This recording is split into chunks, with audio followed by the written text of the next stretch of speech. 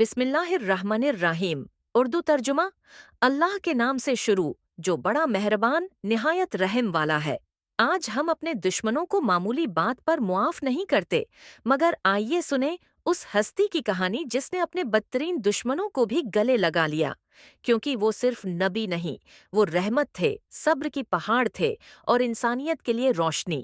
अगर आपको ये वीडियो पसंद आई हो तो हमारे लिए दुआ करें और हमारे चैनल को सब्सक्राइब करके इस पैगाम इस्लाम को दूसरों तक पहुंचाने में हमारा साथ दें।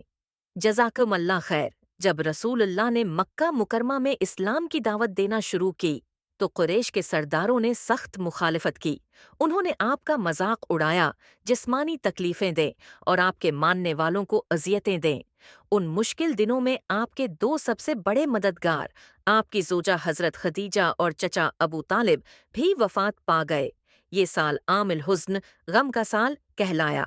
इन मुश्किल हालात में रसूलुल्लाह ने सोचा कि शायद दूसरे शहर के लोग इस्लाम को कबूल करेंगे। चुनांचे आप ताइफ तशरीफ ले गए। ताइफ का सफ़र। ताइफ मक्का से तकरीबन 100 किलोमीटर दूर एक खूबसूरत पहाड़ी इलाका था। वहाँ कबैला सकीफ के लोग आबाद थे। आपने उनके 3 सरदारों से मुलाकात की। अब्द यालिल मसूद हबीब रसूलुल्लाह ने निहायत नरमी और मोहब्बत से इन्हें अल्लाह की तरफ बुलाया, तौहीद का पैगाम दिया और इस्लाम कबूल करने की दावत दी।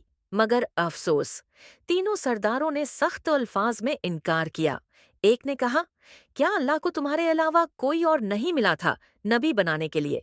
दूसरे ने तंज किया, अगर तुम वाकई नबी हो तो मैं काबा की चादरें फाड़ दूं।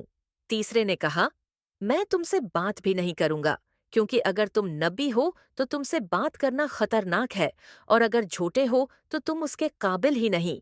तवहीन के बाद जुल्म। इन सरदारों ने ताइफ के ओबाश लड़कों, गुलामों और आम लोगों को इकसा दिया। वो सब रसूलुल्लाह के पीछे लग गए। उन्होंने आपको गालियां दें, पत्थर मारे और शहर से बाहर निकाल दिया। पत्थरों से आपके जिस्म मुबारक से खून बहने लगा, हत्ती कि आपके जूते खून से भर गए। आप शदीद जख्मी हालत में एक अंगूरों के बाग में दाखिल हुए, जो अतबा और शेबा, कुरैश के सरदार, का था। अल्लाह से फरियाद, जख्मी, तन्हा और गमज़दा हालत में रसूलुल्लाह ने आसमान की तरफ हाथ बुलंद किए और एक ऐसी दुआ की जो तारीख के उराक में सुनहरी हरूफ से लिखी जाती है, ऐ अल्लाह, मैं तुझसे अपनी कमज़ोरी, बेबसी और लोगों की नज़रों में अपनी बेवकाती की शिकायत करता हूँ। ऐ सबसे रहम करने वाले, तो ही कमज़ोरों का रब है, मेरा रब है, तो मुझे किसके हवाले कर रहा है? किसी अजनबी के जो मुझ पर सख्ती करे या किसी दुश्मन के जो मुझ पर काबिज हो जाए? अगर तो मुझे किसके हवाले कर रहा है, से नाराज नहीं है तो मुझे कोई परवाह नहीं। फरिश्तों का नुज़ूल। आपकी ये दिल सोज दुआ सुनकर अल्लाह ताली ने जब्राइल अलैहिस्सलाम को भेजा। जब्राइल ने आकर अर्ज किया, ऐ अल्लाह के रसूल, अल्लाह ने आपकी कौम की बातें सुन ली और उनके रवैये का मुशाहिदा कर लिया है। अगर आप चाहें तो मैं पहाड़ों का फरिश्ता बुलाता हूँ। पहाड़ों के फरिश्ते ने आकर अर्ज किया, या रसूल अल्लाह, अगर आप हुक्म दें तो मैं उन दोनों पहाड़ों के दरमियान ताइफ को दबाकर खत्म कर दूं। रहमत लिल आलमीन का जवाब। जरा सोचिए, कितना जुल्म हुआ था।